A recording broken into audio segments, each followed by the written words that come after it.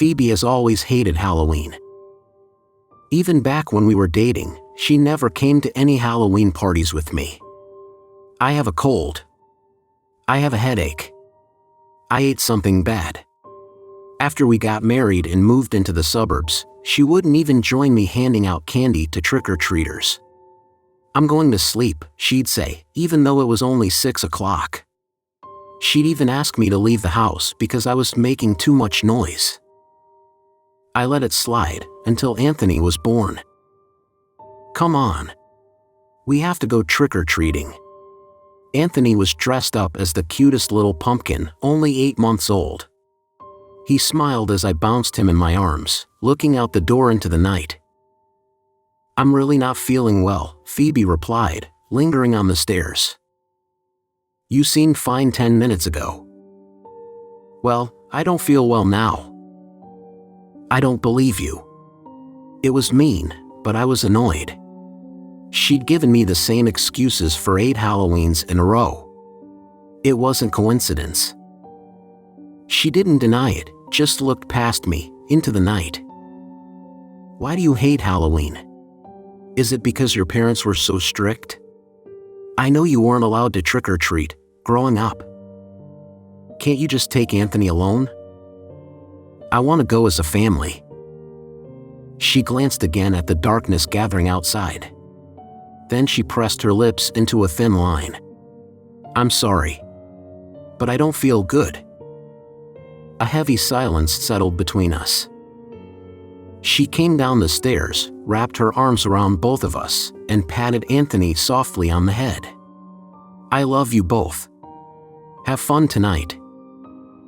From the way her voice slightly wavered, I could have sworn she was on the verge of tears. But she turned away, and in a flash of dark hair, she was already upstairs. The same dance happened over and over again, every year. Anthony was soon wearing Mutant Ninja Turtles and Star Wars costumes instead of pumpkins, but Phoebe still refused to go trick-or-treating with us. Every year we had the same discussion. I asked her to come. She insisted that she was feeling ill. She went upstairs to our bedroom and locked the door. Anthony and I headed out onto the sidewalk, candy bucket swinging. Except, on the evening of Halloween 2021, we came home early. Anthony had tripped and skinned his knee. So less than an hour after we left, we were hobbling home. As we rounded the bend onto Maple Avenue, I saw that the light in our room was on. Phoebe hadn't gone to sleep like she said she was. I helped Anthony with the wound, sat him up in front of the TV, and then charged upstairs. I was mad. She must have heard us come home, must have heard Anthony crying in the kitchen, and she didn't even come down to check on us. Whether her aversion to Halloween was psychological or some sort of moral religious thing, it had to stop. But as I got to the top of the stairs, I froze.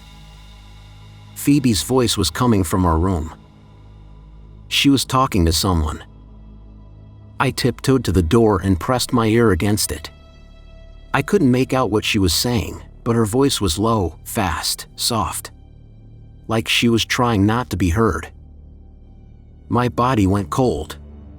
I turned the doorknob, but it was locked. Phoebe! Let me in. The light coming from under the door went out.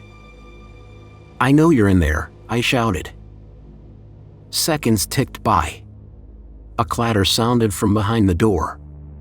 Then, finally, it opened. Phoebe darted out, quickly closing the door behind her.